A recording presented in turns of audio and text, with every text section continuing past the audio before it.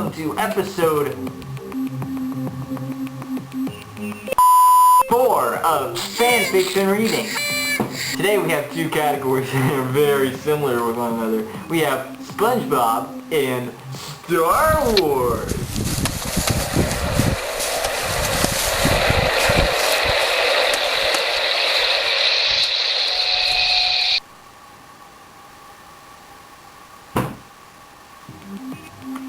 Wonder which stories we're going to read today. I hope they're not terrible.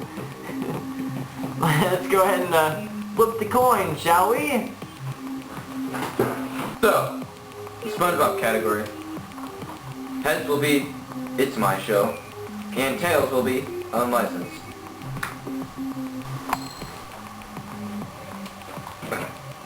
Unlicensed it is. Get off that. Stop.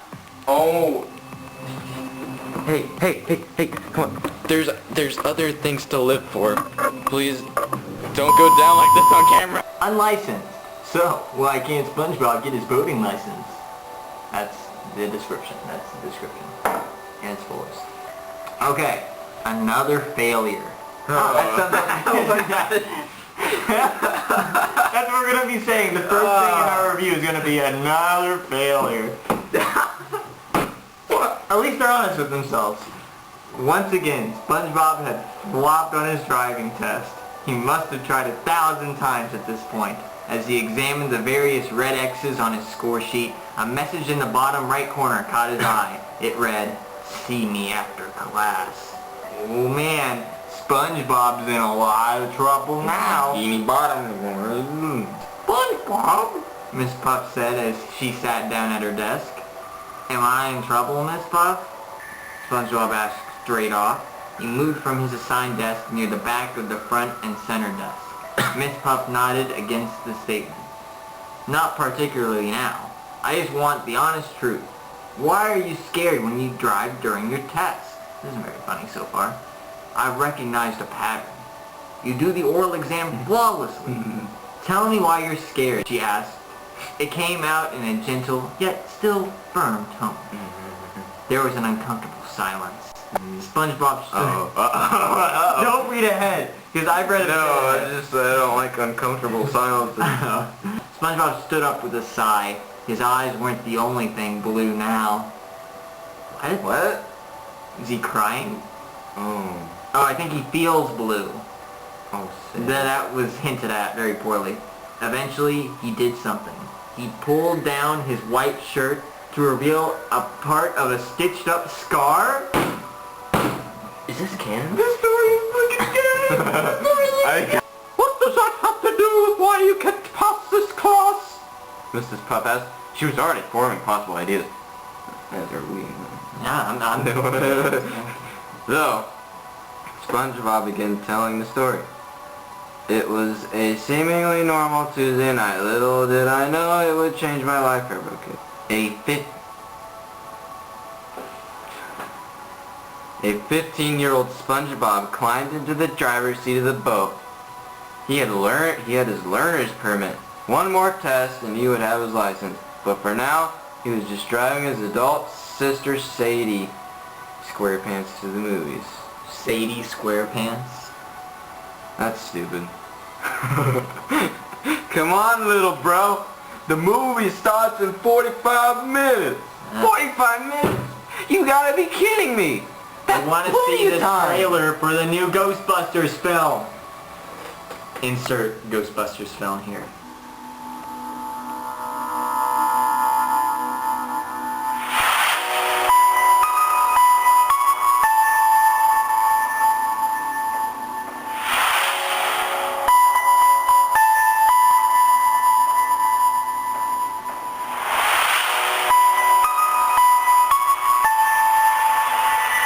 She pulled her messy black hair into an even messier ponytail. I don't see why you rush. There's always ads and previews and stuff, but okay, SpongeBob said. He started the boat, and the two left the house. Turn signal, SpongeBob. I know. You could go up to 45 miles per hour on the strip. I know. I left on Seashell Boulevard. I know. Sadie started laughing, but SpongeBob, on the other hand, let out a low growl of annoyance. A few moments later, the boat bounced suddenly due to a speed bump. Sadie yelped in surprise. Now it was SpongeBob's turn to laugh.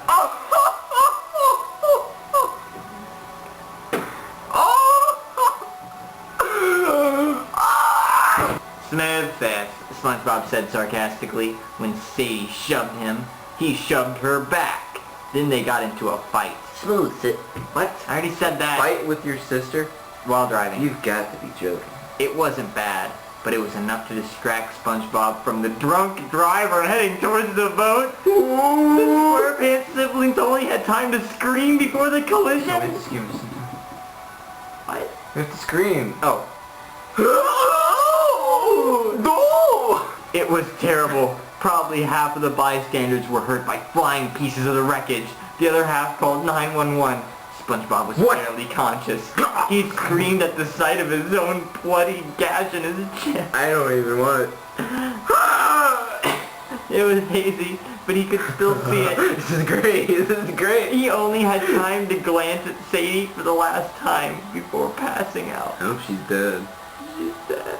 So, in a car crash, why would the only injury you have be a bloody gash on your chest? It's not a car crash. It's a boat crash. Shut up. While I was in the hospital, the doctors told me that Sadie had died in the wreck. Okay. When I took my final driving test, I was too scared to think straight. And not thinking straight results in failing. So to this day, I always get skated. That if someone else, it says skated. Yeah, it does. That someone else will get hurt. SpongeBob concludes. He sat down on his desk, head down. Really? Okay, that's awkward. That is so awkward. Put yourself in this situation. I don't care. I'm not putting my head down. I'm not a baby. Like, he walks up to the teacher just like, here's a story about how my sister got killed. And then he tells him and goes back to his desk and just goes. That's not the kind of story you just tell like... This is awkward. I hope there's an awkward response. Mrs. Puff couldn't help but feel sorry. The poor little guy had been traumatized by his sister's death. In order to relieve the sadness, Mrs. Puff walked over to the occupied desk. SpongeBob, it'll be okay, she said. What do you think Sadie would want? SpongeBob looked up and sniffled. She wanted the test, he said. Wipe away a tear. Mrs. Puff nodded. So, I want you not to be afraid. I want you to try your hardest to pass the test and get your license. Remember, she said. SpongeBob smiled once more. Thank you, he said. Then he left for the day. Mrs. Puff watched in the other room. Class dismissed. But there was no class. I hate everything. That's it? She actually said that out loud. Look. The thingies does she say whenever someone says... Oh yeah, she actually says class. She's insane. What if SpongeBob just made up all that? Just so she'd feel bad. Oh god. Wow. It's over. There's not even any comments. I don't think. Written by CJS51703. What kind of robot name is that? I'm Chloe. Hey, what? This is stuff about her. Yeah, this is an FAQ about her. I mean, What? birthday, May 17th. I don't want to know this. Crush a guy named Jacob. Oh my god. What? Ever fall in love? Nope. Favorite food? Pepperoni pizza. Last text? To my friend Emma. Long story short, never had one. Shut up. Addiction? Probably the Muppets. Muppets fanfic confirmed. Yep. Favorite song? I Miss You by Blink. Let's take a listen.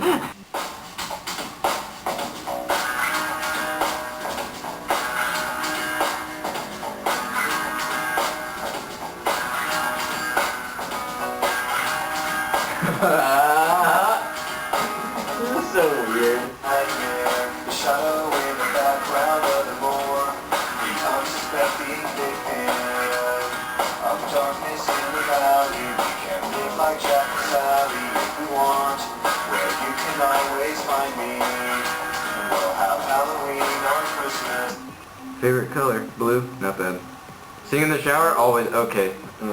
Personal. Who's asking a 12-year-old girl? She's not whatever. One wish. Okay. One wish that I could sing in front of a crowd of people, maybe. The best. I thought that said the best time to end your life. Oh, Just as good a time as any. Best time of your life? Let me think about it. I guess you never came up with Country anything. you live in? America. Oh shoot, this person's among us. Pets? One dog named Chuck. Don't ask. I wasn't. Plan on getting married? Most likely. Ever self-harmed? No. Yeah, right. Who you love? Everyone in the family missing one. How many are there? Oh, good. 50. Cool. I want to know more about this girl. Are you rolling? Yeah. Oh man. Why do I care? This. I'm just looking for a weird one like self-harm again. I'm looking for something to extend Talents. fan fiction.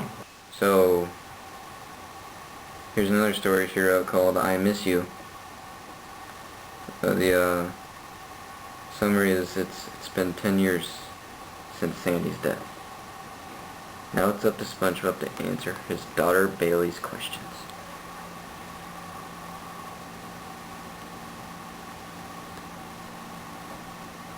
I don't like uncomfortable silences.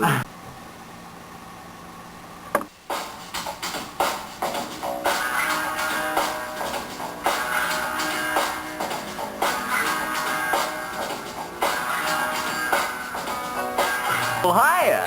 I guess it's time for us to start on our second fanfic category, huh? Well, I'll tell you what it is. It's Star Wars. Everybody loves it.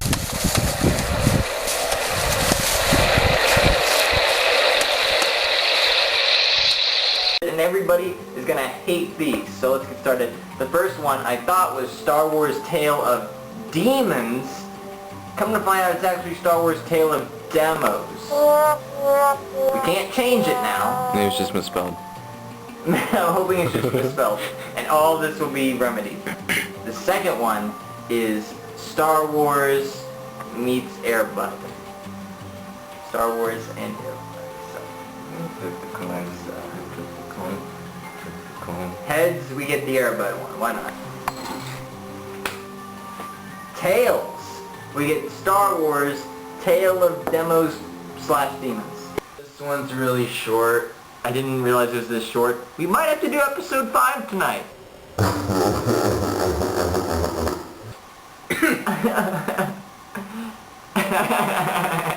Star Wars Tale of Demos by Mooker at fanfiction.net. We're emailing him after we read this. Mooker. Let's get started. Really? He has an editor. Great Jedi. We're gonna... Okay, whatever. So, if there are any spelling mistakes, any grammatical mistakes, we will be contacting these people personally. Jedi Master Brennis, or not... What? This is canon.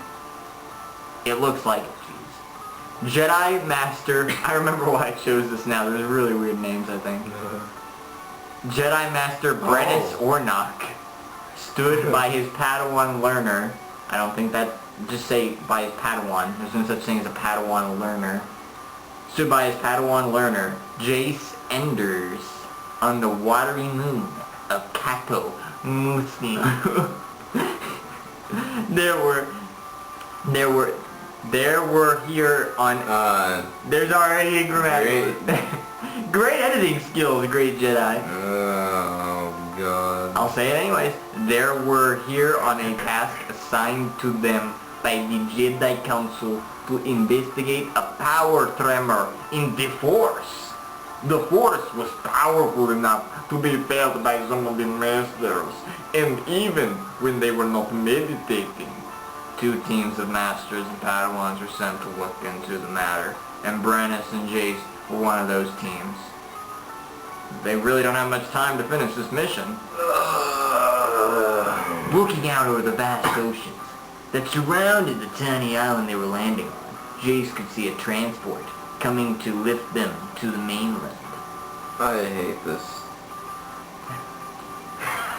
I don't know why it's funny, because I hate it too. We both know that. The island they were on couldn't have been more than 3 miles in diameter. What? It's a small island, Chief. Alright. Enough to allow some ships to land and be transported safely to the city. The transport was large and blue, but easily spotted from afar in the darkened clouds. Jace was a human. A human with abilities can only go so far. Even with his Jedi powers, Jace felt alone and unprotected. Even the company of his master was not comforting. He had an awful feeling about this place. He tried many times to warn Brennus, but Brennus had felt nothing and concluded that his Padawan was only focusing on the negative. When the transport had arrived, the man stepped off to greet them. "Hello," he said. "I'll be your Demon? pie escort." What? That's the exact opposite. I'll be your pie escort. You facilities are greatly welcomed here, as all Jedi are. I will take you to the city hall where you can discuss matters with the magistrate Desnan. Magistrate Desmond. The two Jedi nodded and followed after the escort as he boarded the ship. I'm already tired of that voice. Yeah. When they were inside, they sat down at a table and shared a few thoughts. Once again, Jace insisted that something was wrong, but what's wrong? Once again, Brennus did not hear it, but nothing's gonna happen. When the shuttle took flight and came to the docking bays of City Hall... Wait. This is City Hall. That's now. misspelled. Where the two Jedis departed. They were greeted by the colonial magistrate, Renus Desnan. "Greetings, Master Jedi," he said with the most polite of tones. "I am colonial magistrate of these parts. You may call me Renus if you like." I don't like calling him any of these names. "This is my secretary, Olive Pierre." Oh! A beautiful young woman stepped forward and offered her hand to Brennus. Brennus didn't know the customs of the system, but took her hand and shook it.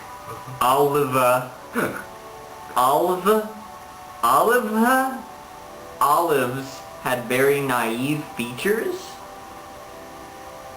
Under her I don't know. Under her intellectual glasses, much like Joss's boyish face. Wow. Her hair was a light blonde, but tied in a tight ponytail to heed business protocol. She found Jace amusing with his Padawan braid. She found Brace amusing with his Padawan braid, that is not right, hung over her shoulder, but laughing at that moment was not what was needed.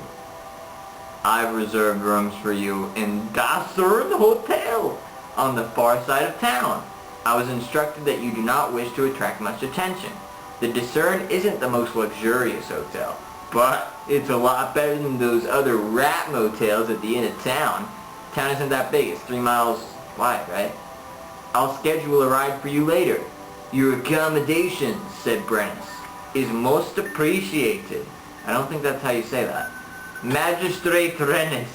Renus smiled as the two Jedi slightly bowed courteously. Then the magistrate turned on one heel and left them to their business. Oliva hurried after him. Wow, that's great stuff, and that's the... oh no. What? Is there a page 2? There's 4 chapters.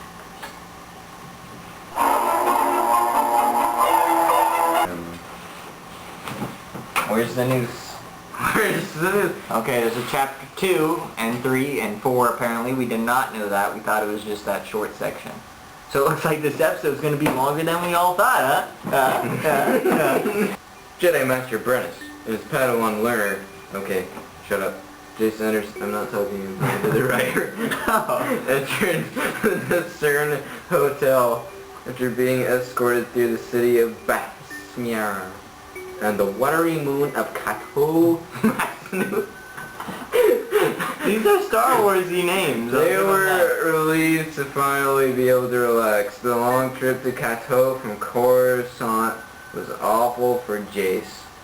He didn't sleep well and suffered bad premonitions of a man in tattered clothes. He also began to feel something odd about his master. Apprentice has been very dodgy lately, avoiding his Padawan pleas, ignoring Elton's commission, and avoiding contact with the other two Jedi. Whatever it was, Jace couldn't stop thinking of it and never returned his ability to relax. So he tried to meditate on his feelings on his own. All he came up with was the same awful premonition. Visions he claimed in it. Maybe. Jace jumped to his feet from an alert. He felt a huge tremor on the force. He went to arouse his master, but he was nowhere to be found. Quickly attaching his ropes and tying them to his waist with the sash stuff. The story has nothing going for it, so we're laughing at the word sash. He grabbed his lightsaber and ran out the door. Something was terribly wrong. Jace knew, and he suspected. Something's terribly wrong, alright. And he suspected his premonitions were tied to it. Sash. The city was in turmoil as red and blue lightning bolts actually flew out from the sky and hit the ground with a boom. Debris and shrapnel flew in all directions, and people ran from the street. There's one of them yelled a man in Jace's place. It was Colonel Magistrate Desmond. I knew he couldn't trust him and the ugly other Jedi. Blast them, boys. Around Magistrate Desmond was a squadron of armed soldiers, dressed and not armed and wielding vicious blazer rifles. They opened up on Desmond's command.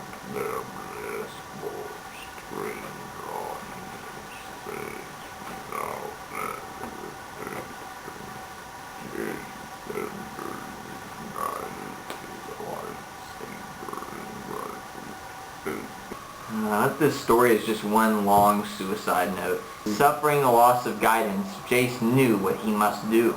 Kill himself. Right? He wanted that at his temple. Yeah. He was coming dangerously to the dark side, for he feared his worry and premonitions. He knew that they had not come as of yet, but felt them coming, and the only thing he could do was face them with one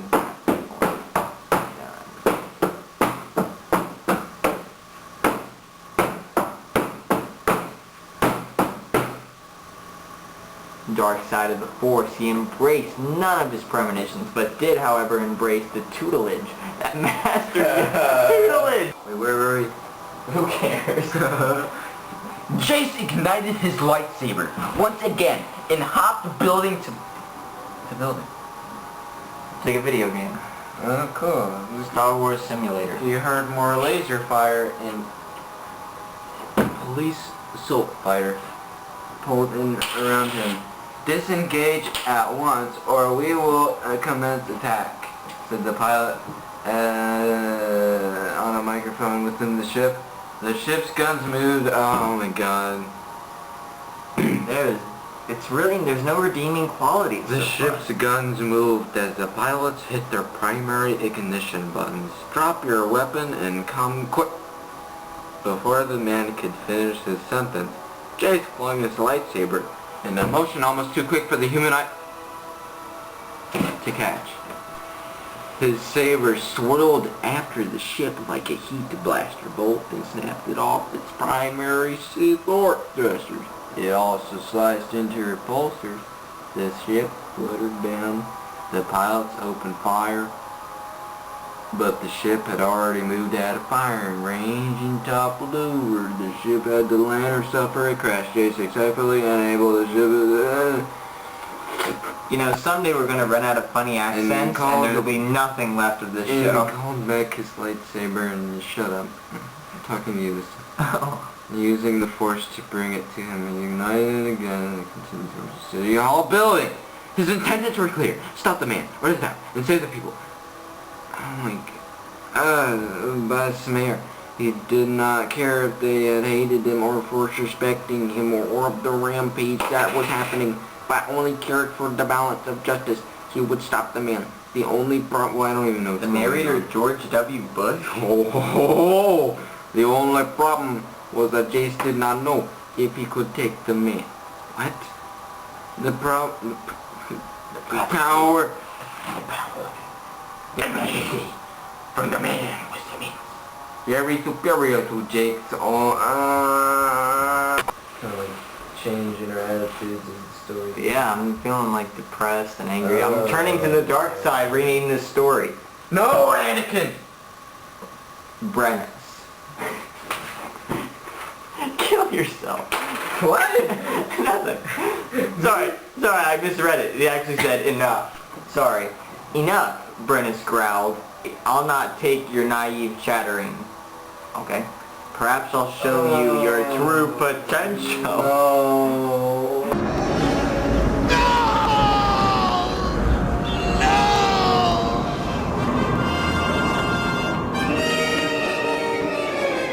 Yes, I think I will.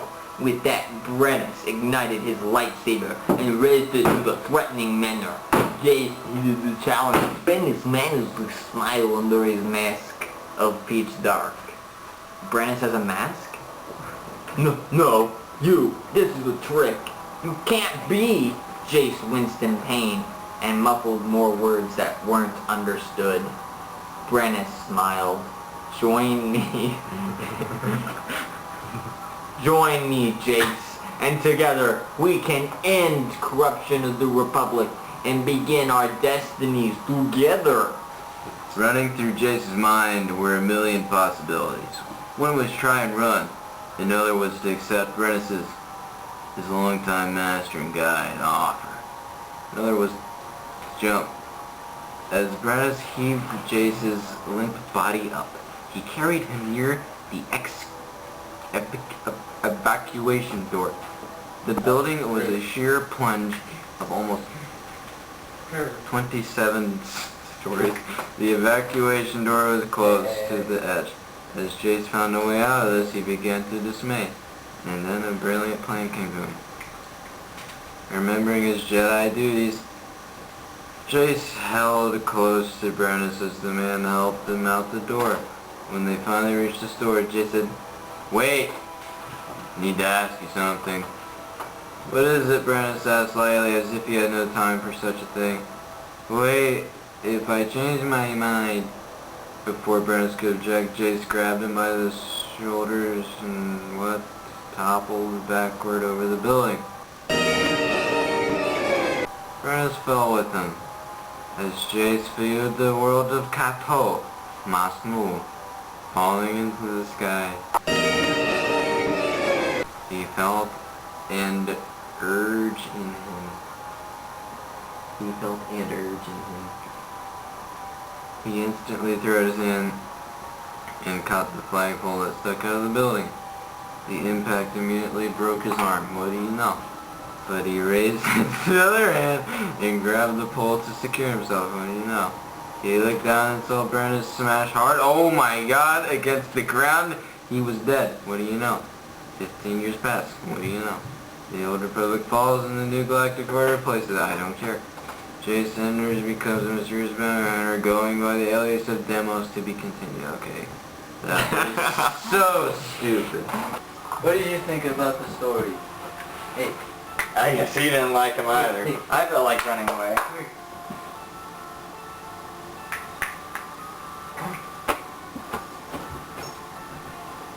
so the three of us are here today to review our fan fictions of the day. This is the only thing keeping me alive right now. Our fan fictions tonight were not the greatest. They were the worst. The Star Wars thing is probably the worst. Well, I don't want to be biased, but the Star Wars thing is the worst fan fiction we have ever had to read, I think. Yep. I kind of like Star Wars, you know? I like the new movie. I like the other movies. You know, there's this little thing that people created at some point called Dominic versus Brad.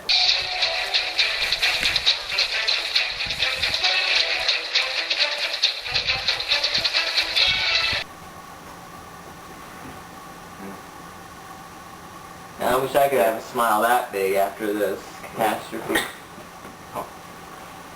Well, anyways, let's get down to the review first. SpongeBob, unlicensed. I didn't want it. I actually wanted the other one. I forget the name already. But I was delightfully surprised. I liked how short it was. I liked how it got straight to the point. And Oh yeah. you don't get that with a lot of fan fictions. Most of them take a while to get heated up and just take so long. Yeah, the intense action that we've come to know and love. Yeah, it just got right into it. SpongeBob was just like, okay, here's the gash, here's the flashback ends, end of story. I don't like how direct it was. Mrs. Pop. Mrs. Pop was in it, you know. I liked how funny it was. Iconic characters. So the SpongeBob one, it wasn't bad. Yeah, not bad. Not bad. Not bad. I mean, there's room for improvements and all, but overall, I Not think that, you know, keeping us alive. He wasn't here for all of that fan fiction, so. Oh. We're never gonna get this review done. And now for the Star Wars fan fiction. It was awful. Like I said, it was really, really bad. I couldn't follow anything. I think the story is stupid. It was just like generic Star Wars stuff. They go somewhere. The Force, Written by Mufasa. Jedi, Masuna, Masu. Pachinko, Doshinado. There's a character named Doshi Naladashi. It was just generic stuff. Honestly, the there dark was side. like this huge portion of it where I just kind of checked out. I think after like once we figured out there was a chapter 2, because we didn't know. There was an entire part you read, I just didn't even listen at all. Yep. Same here. I didn't hear any of chapter 4. I don't know how. Well, jeez, it's that time of the night again where we choose which fan fiction is better. SpongeBob. What is we gonna choose? Star Wars, definitely. I like the themes in it. It had a lot more action than the SpongeBob one. Did it? Yeah, it like a lot more action. I like action. No. It's not true. That's impossible! Just kidding. The Star Wars one is trash. Watch the SpongeBob one. You know, have a good time. Read about death. Oh. And the death of a loved one, you know. And Sadie SquarePants. Sadie SquarePants. Rest in peace, Sadie SquarePants. Sandy died as well. Everyone's dead. Including us. Next. We're next, actually. So let's get going. I've actually set up the nooses over there. We can go ahead and set things up. All right.